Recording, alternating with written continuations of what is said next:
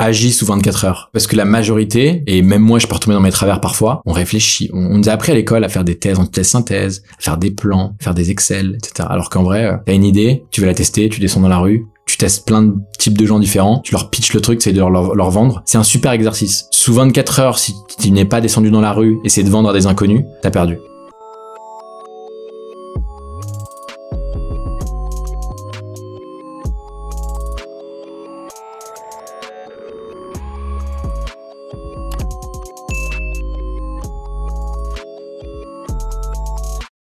Bonjour à tous et bienvenue pour ce nouvel épisode de From Scratch. Il a monté plein de boîtes, il a accompagné des dizaines de jeunes entrepreneurs chez The Family jusqu'à créer lui-même son propre startup studio et il en a fait un jeu. J'ai le plaisir de recevoir Maxime Blondel pour discuter avec moi de tout ça aujourd'hui. Salut Maxime. Salut Thibaut.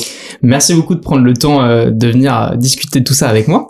Et je te propose dans un premier temps de te présenter à nos auditeurs, pour ceux qui ne te connaissent pas encore, dire un peu qui tu es et d'où tu viens.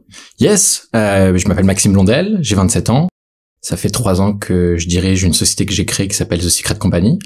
Tu l'as dit, le business model, c'est Startup Studio. Moi, je préfère nous présenter comme un collectif d'entrepreneurs qui avons des spécialités tous très différentes et qui créons chaque année, from scratch, de zéro, de nouvelles entreprises. Alors, il y a une partie qui sont des entreprises de produits, donc des startups, du logiciel, des apps mobiles. Il y a une partie qui sont des entreprises de services, des agences. Agences de SEO, agences d'automatisation, agences de no-code, etc. On fait ça depuis 3 ans. La vision a itéré de nombreuses fois. Ouais. Mais aujourd'hui, on est assez bien structuré et on vient de faire notre meilleure année. Ok, voilà. Génial.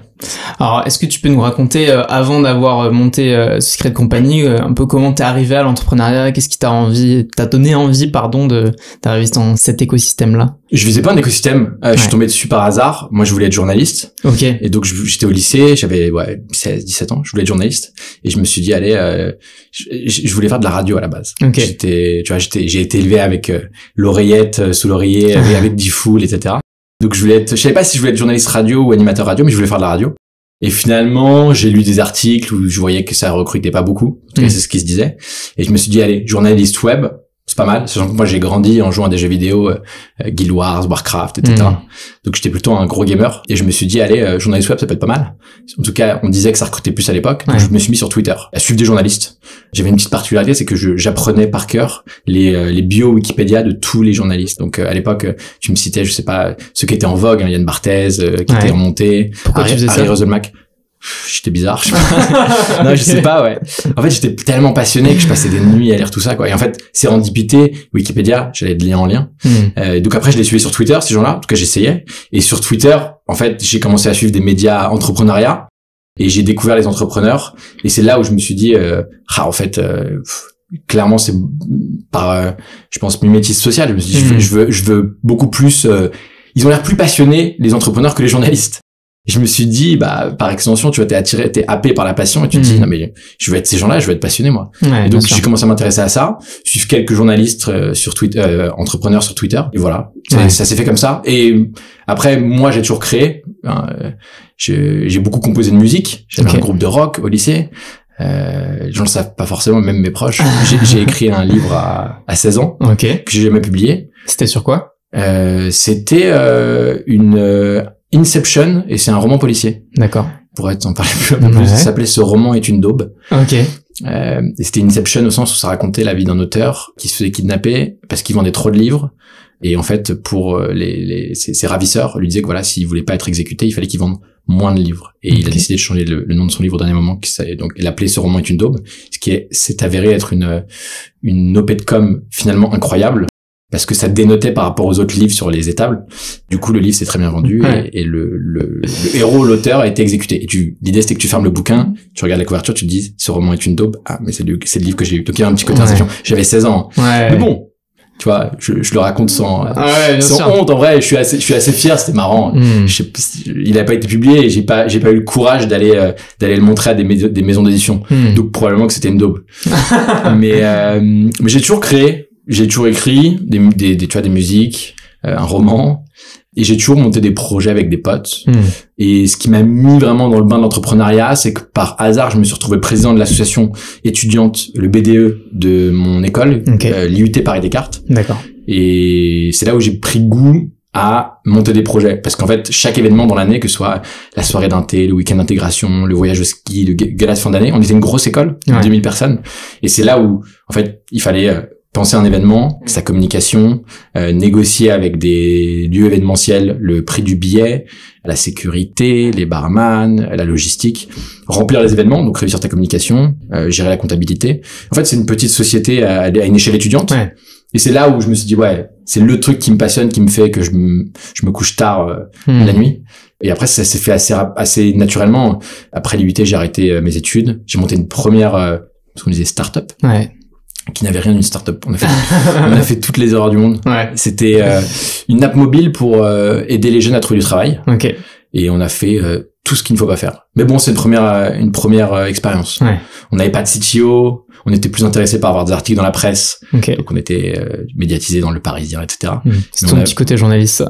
Ouais, je pense. Peut-être que ça m'a influencé en mal, t'as raison. Et au bout de 12 mois, on a arrêté parce qu'on avait plus d'argent. On avait gagné quelques concours de start-up, mais ce qu'il faut pas faire. Et t'as l'impression que t'as un peu d'argent quand tu gagnes 20 000 euros, mais 20 000 euros, ça se crame très rapidement quand t'as un produit à développer parce que t'as pas de CTO. Et ça s'est fait comme ça. Et donc j'ai arrêté au bout de 12 mois. Et après ça, j'ai monté une deuxième entreprise, cette fois seule. J'ai monté des plateformes de mise en relation dans l'événementiel. Okay. Donc c'était des sortes de Airbnb, mais dans des verticales événementielles. T'avais un site qui s'appelait animationévénement.com où tu pouvais réserver une troupe de breakdance, des châteaux gonflables, un stand à Barbapapa, etc. Ça a cartonné, on était le leader en France au bout d'un an.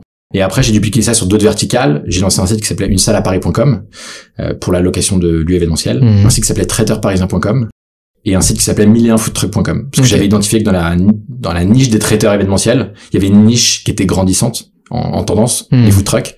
Et j'ai eu la chance de recevoir des propositions de rachat. En fait, c'était une société globale avec plein de sites, qui était très très fort en référencement naturel Google, le SEO.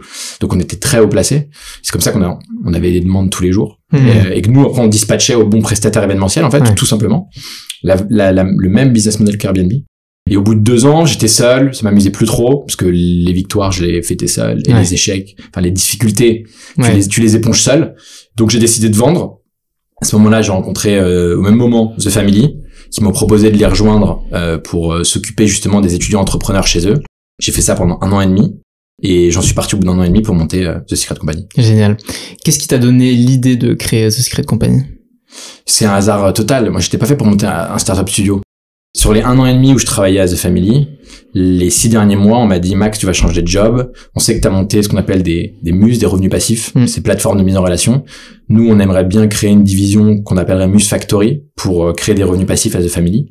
Moi, j'ai accepté la mission parce que je trouvais le challenge intéressant. J'ai fait ça pendant 6 mois. On a monté plein de choses, jeux de société, app mobile, app Shopify, logiciel SaaS, etc. Et c'était trop intense et j'ai compris qu'à ce moment-là, même si mon statut officiel était employé, j'avais en réalité un ownership d'entrepreneur. Et moi, ça me titillait, tu vois. Ça faisait 1 an et demi que j'étais employé à The Family. J'avais envie de regoûter à l'entrepreneuriat. Donc je leur ai dit, on a fait, avec Muse Factory, on a fait plein de choses bien et plein de choses mal. Mais il y a des muses qui ont finalement eu des product market fit. On commençait à décoller. Et à chaque fois, chaque muse avait un CEO. On trouvait un entrepreneur pour la leader. Et 3 de ces CEO-là, sur les 10 projets qu'on a testés en 6 mois, nous ont dit, on est approché par des investisseurs. Finalement, on veut pas faire des muses, on veut pas sortir le cash tous les mois, mais on veut le jeu de l'ambition, quoi. L'ambition vient en marchant. Et voilà. Et je leur ai dit, écoutez, je pense qu'en fait, peut-être que sans le savoir, on a monté un startup studio avec une thèse d'autofinancement où on oblige les fondateurs les 12 premiers mois, en fait, à être autofinancés. Ce qui les oblige à être hyper frugal, hyper intelligent, hyper créatif. Et je leur ai dit, voilà, je souhaite partir, mais je souhaite le faire avec vous. Et on s'est lancé. Et comment vous avez fait pour le développer au début? Parce que vous aviez ces projets-là, mais quelle était un peu la démarche pour poursuivre dans cet écosystème-là? Vous avez jusque-là, c'était le vivier, c'était via The Family. Comment après vous avez pu perdurer sur ce modèle? Très simplement, alors moi j'ai passé énormément de temps à interviewer des entrepreneurs qui ont monté avec succès ou non des startup studios. Il y a aussi le modèle qui est juste à côté, qui est celui des venture studios. Donc tu ne montes pas que des startups, mais tu peux monter des boîtes de services, par exemple, des PME. J'ai passé beaucoup de temps à faire des déjeuners, des cafés, des dîners avec ces gens-là pour essayer d'en tirer l'essence de leur métier, essayer de grappiller des secrets sur leur business model. Tout business model a ses secrets. Donc j'ai fait ce travail de recherche. On a appris sur le terrain parce qu'on a fait des choses bien, des choses moins bien. Et tu vois, c'est seulement après 3 ans là où je me dis que on commence à faire notre métier avec un niveau de craft, pour ne pas dire d'excellence, qui est satisfaisant à mon sens. On a testé 3 projets ces 18 derniers mois.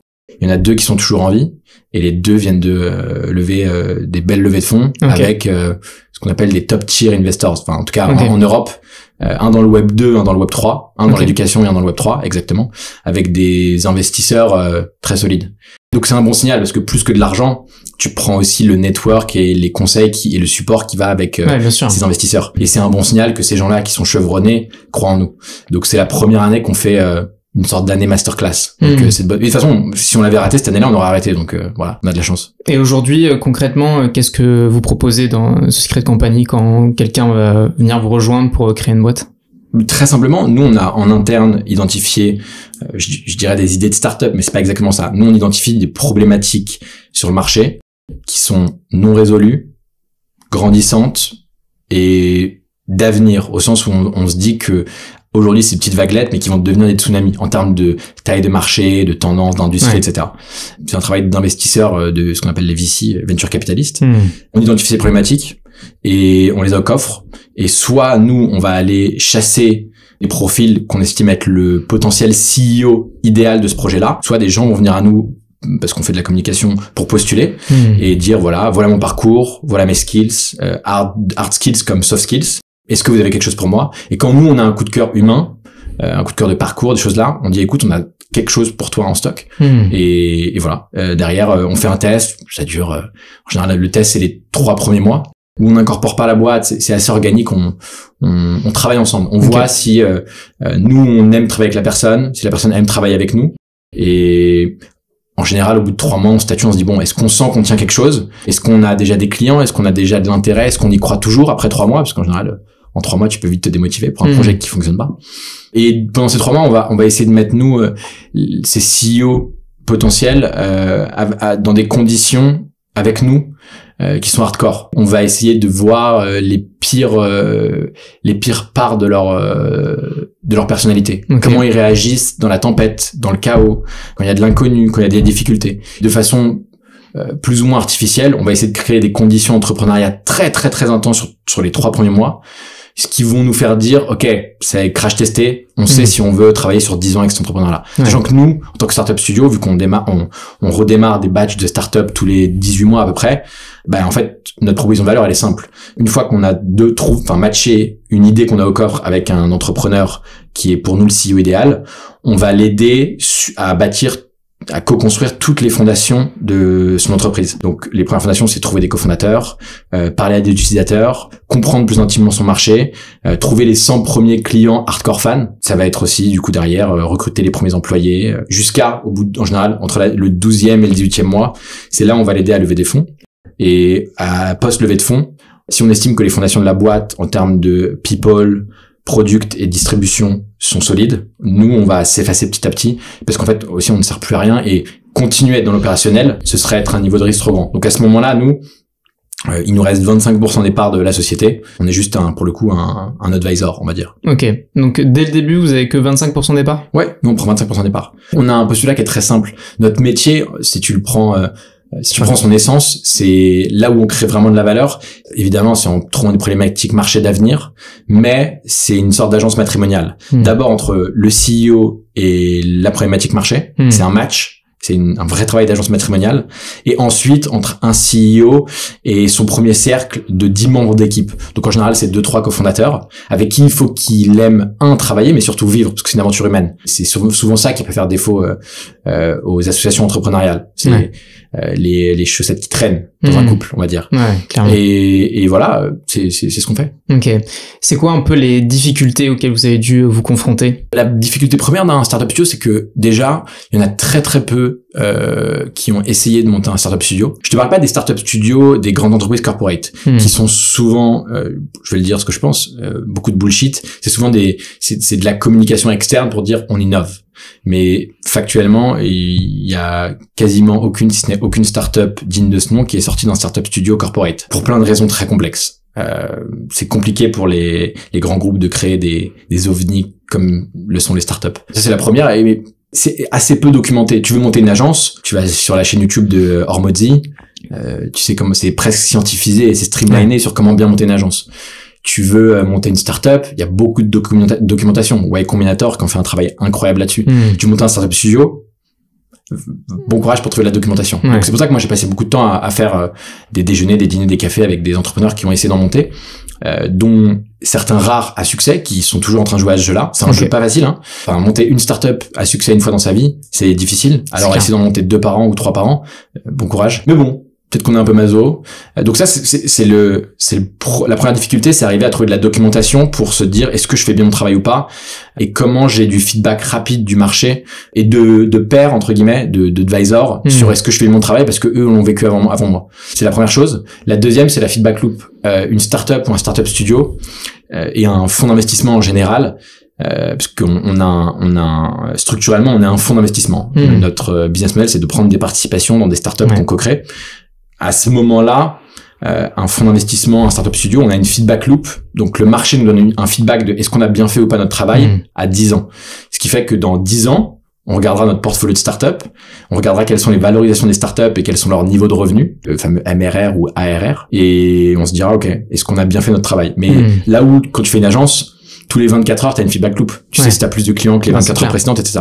Ça, c'est compliqué parce que il faut te rattacher et il faut créer des boussoles qui sont autres et qui vont te garder dans le réel. Et donc, on a été très, très, très radicaux sur pas mal de choses. On pourra en parler, mais je pense que c'est les difficultés premières. De savoir comment bien jouer à ce jeu et factuellement dans les chiffres, est-ce qu'on faisait bien notre travail. La boussole auquel on s'est rattaché, c'est le MRR de nos startups. On a essayé de jouer à des jeux principalement de startups qui font du revenu récurrent mensuel, pas des startups qui vont faire par exemple des apps mobiles qui vont faire un objectif, je sais pas, tu lances Twitter au démarrage, ton objectif c'est de faire de l'adoption d'utilisateurs massive, mais surtout de faire de la rétention d'utilisateurs à 30 jours. À quel point les gens sont fans de ton appli pour l'ouvrir tous les jours pendant 30 jours. Ça, c'est le Saint Graal. Nous, on n'a pas trop joué à ce jeu-là. On a joué à des jeux startup qui avaient des sujets de revenus mensuels. Et donc, notre boussole, c'était de regarder tous les mois, est-ce que, au cumulé de notre portfolio de startup, on avait un niveau de revenu récurrent mensuel qui était supérieur au mois précédent. Aujourd'hui, tu vois, là, ça fait 3 ans qu'on joue à ce jeu-là. Il y a 4 mois, on a dépassé les 20 millions d'euros de revenus récurrents annuels. Ce qui est énorme quand même. Wow, c'est vrai. Ouais, c'est clair. Et justement, donc maintenant pour se projeter un peu, comment vous comptez faire grossir votre activité? Est-ce que vous comptez rester, alors je dis vous parce que vous êtes plusieurs au sein de Secret Company, et toi en tant que CEO, mais comment vous comptez faire effectivement juste se cantonner à accompagner 2 ou 3 startups tous les 18 mois, ou comment vous comptez faire grossir ça? Je ne pense pas que ça se fasse grossir un startup studio. C'est un jeu d'artisanat, c'est un jeu de craft. Déjà, arriver à faire 3 belles startups par an qui lèvent des fonds avec des excellents investisseurs, c'est très dur. Donc, si on va juste là, on a fait notre meilleur batch ever, on va juste se dire, essayons de faire un batch aussi bon, tout simplement. On sait à quel jeu on joue et on regardera dans quelques années, on essaiera de prendre un peu le pouls dans 5 ans, pas 10 ans de feedback loop. Ok, est-ce qu'on a vraiment un portfolio qui vaut quelque chose et est-ce qu'on a créé des boîtes à impact qui ont beaucoup de clients utilisateurs très heureux. Quels sont vos objectifs un peu justement pour l'après?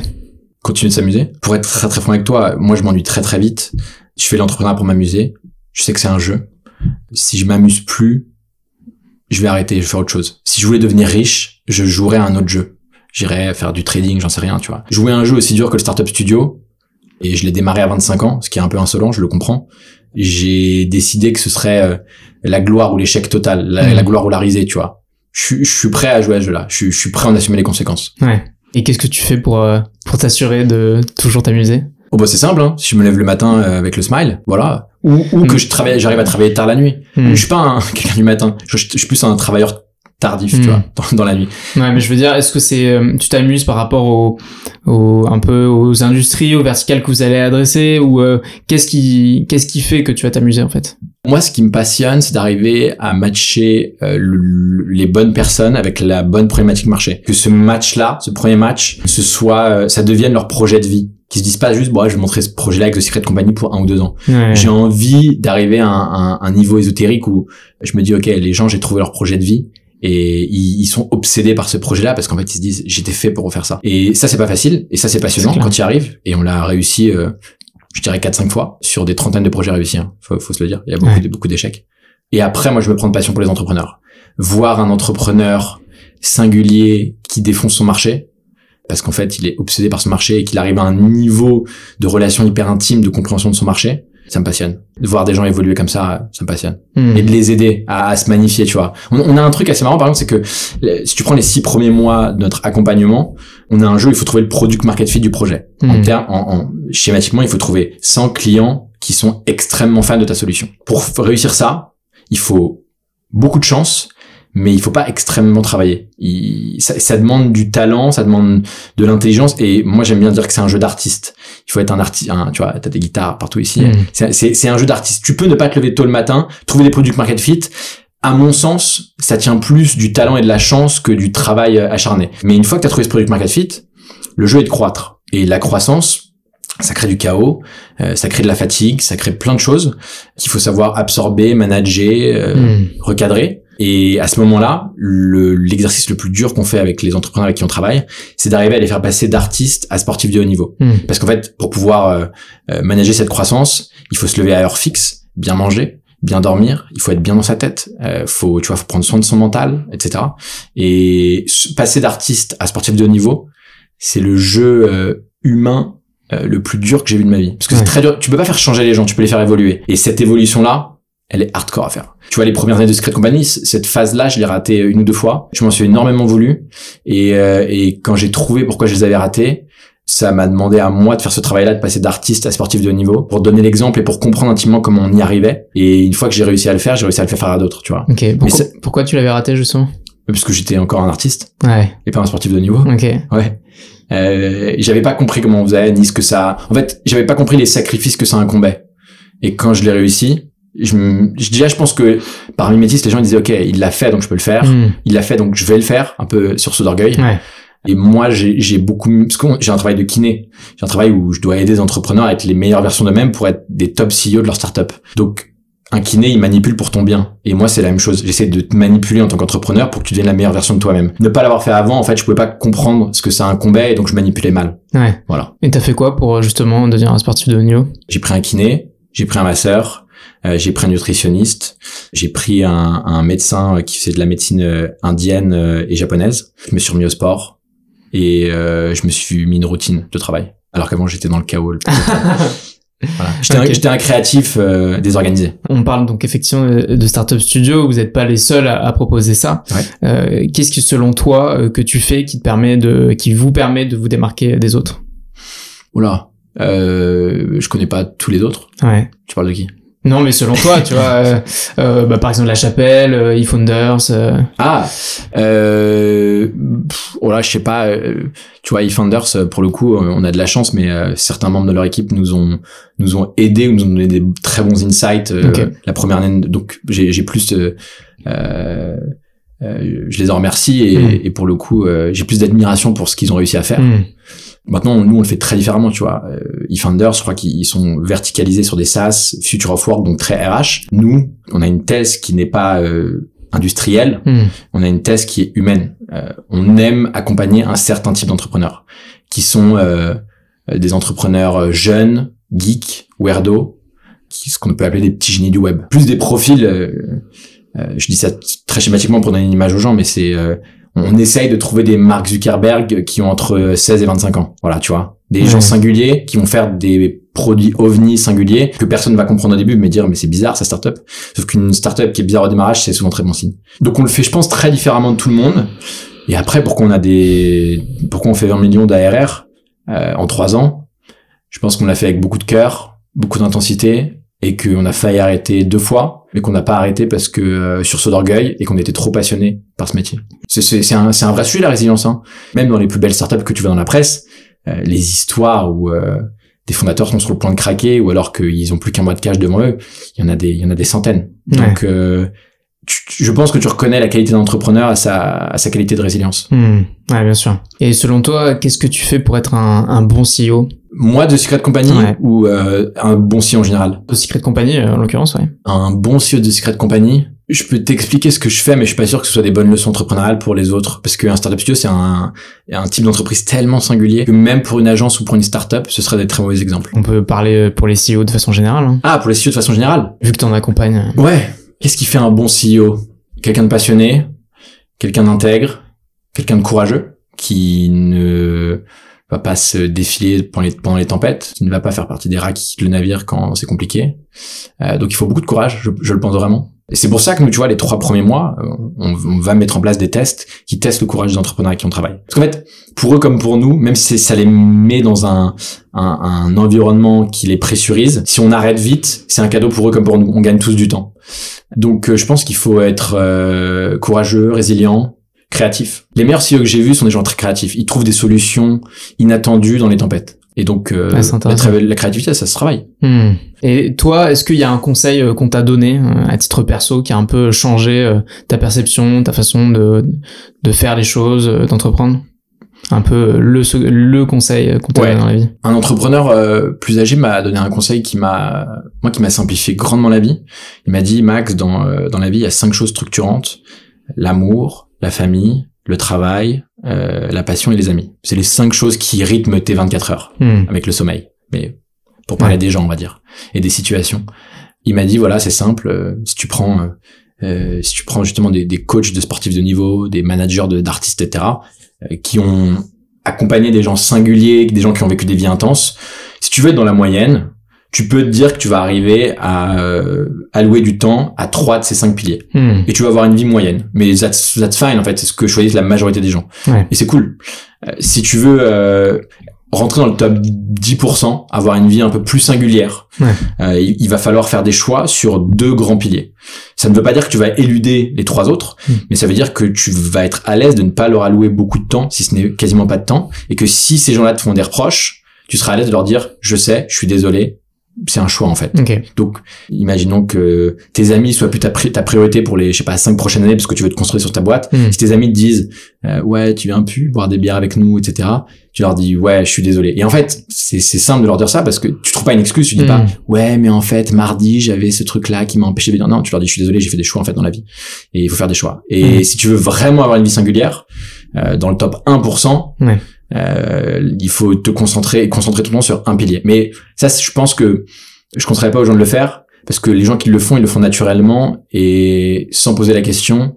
C'est des gens de base qui sont très singuliers et qui vont très bien vivre en termes de santé mentale le fait de faire ce choix-là. C'est pas un poids pour eux d'éluder 4 autres piliers. Voilà. C'est des gens qui veulent écrire la légende, hein, voilà. Donc Et toi, les 2 piliers que t'as retenus?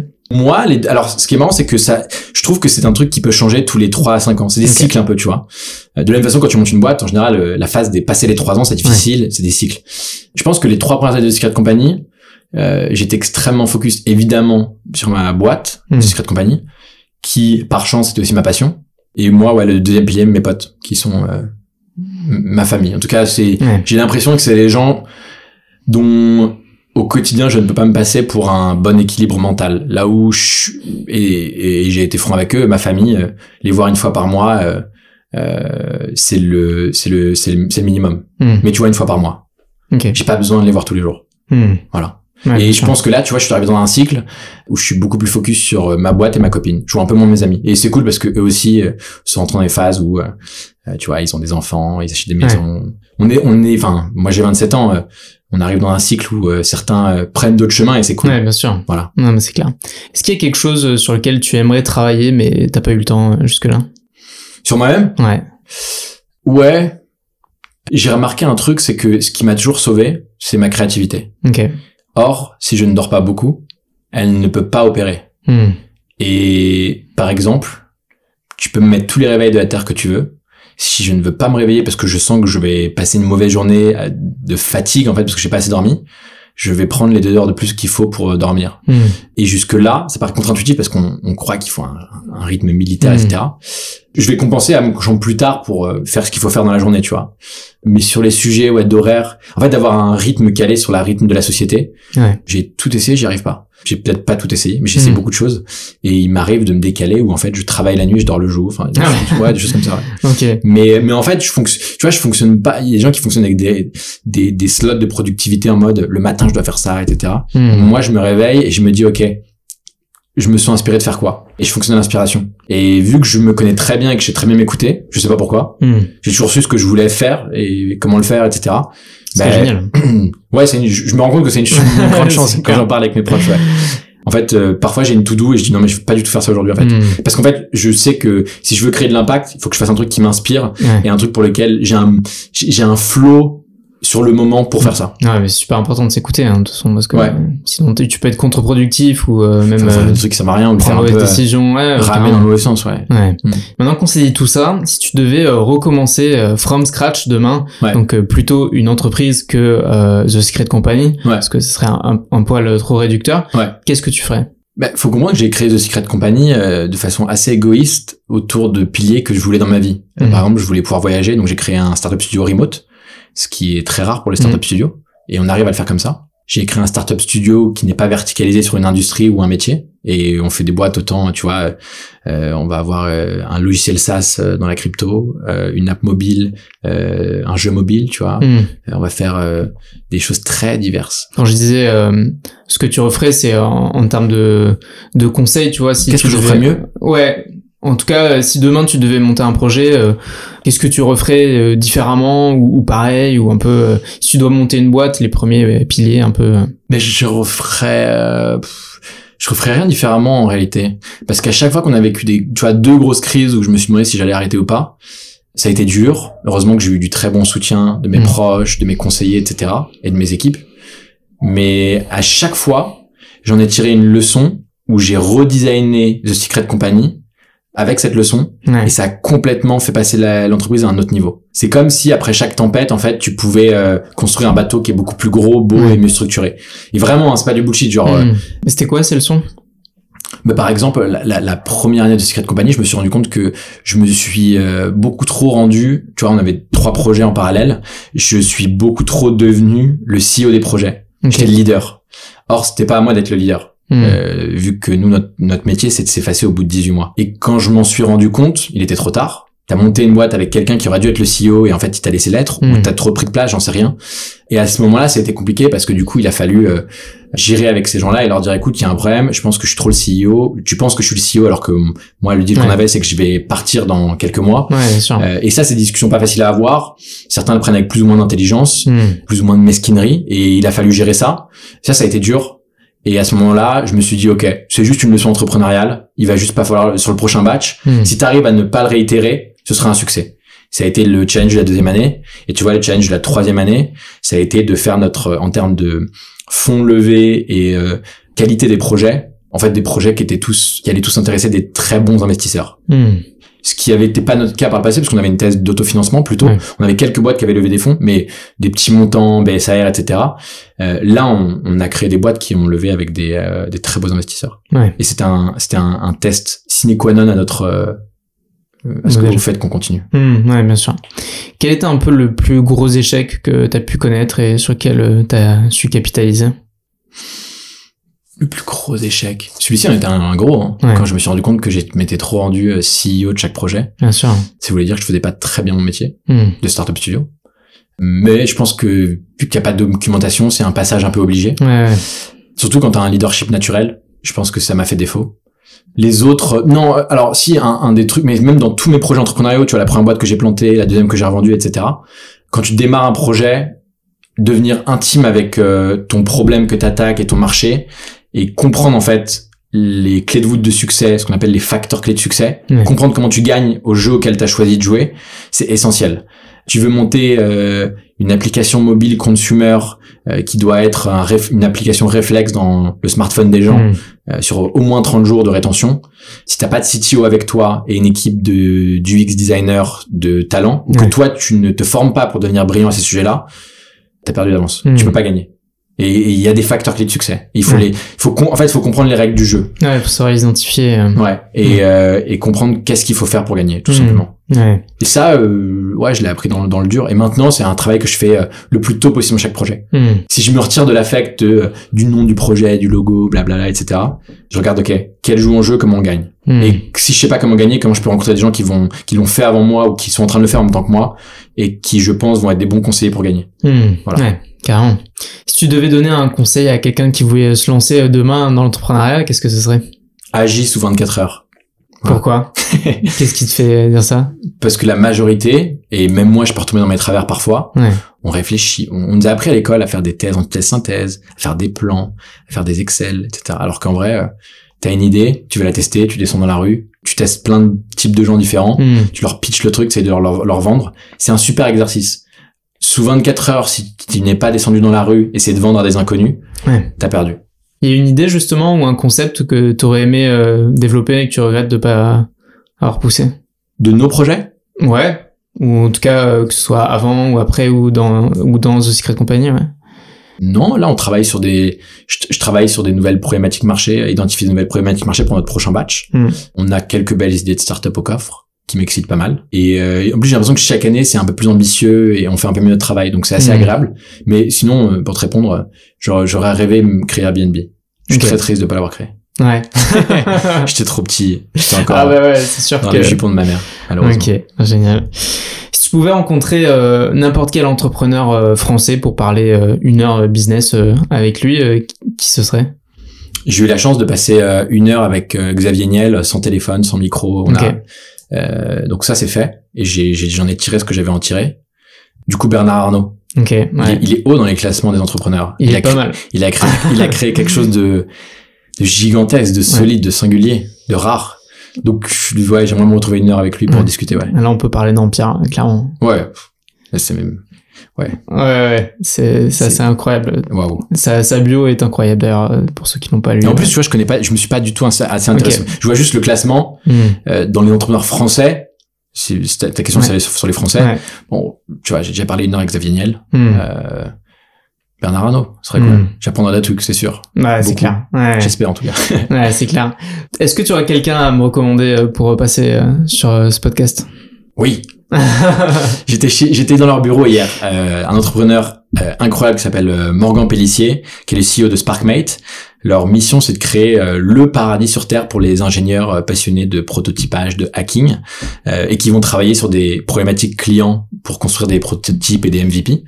Clients grands groupes comme startup. Ça fait 3 ans qu'ils fait Sparkmate. Ils ont des hubs à Paris, Hong Kong, en Australie et à Bucarest, je crois. C'est un entrepreneur singulier, fou, qui a très peu de limites. Il a choisi une vie... En fait, il prend des responsabilités pour réussir au jeu auquel il veut jouer, qui est un jeu très difficile. Schématiquement, on parlait des facteurs clés, tu sais, monter une SS2I internationale, bon courage. Et il veut le faire avec un niveau, à mon sens, d'éthique, de skin in the game et d'utopie, c'est-à-dire il veut pas faire la SS2I où les ingénieurs sont exploités, tu vois.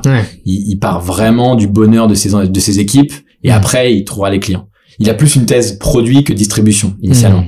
Lui, il a des histoires folles à te raconter. Et parce que il a une exécution folle. Voilà. Génial. Bah écoute, je le contacterai avec grand plaisir. Maxime, merci beaucoup, c'était super intéressant. Où est-ce qu'on peut te retrouver, te suivre, tes réseaux, ceux de Secret Company, dis-nous tout.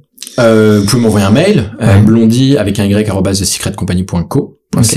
Mais sinon, LinkedIn, je réponds à tout le monde. Instagram, blondie avec un y.insta, je réponds à tout le monde. C'est un peu mon réseau social préféré, Instagram.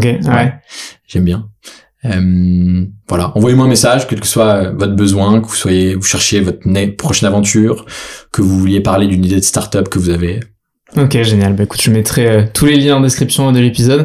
Maxime, merci encore d'avoir pris le temps de venir répondre à toutes ces questions.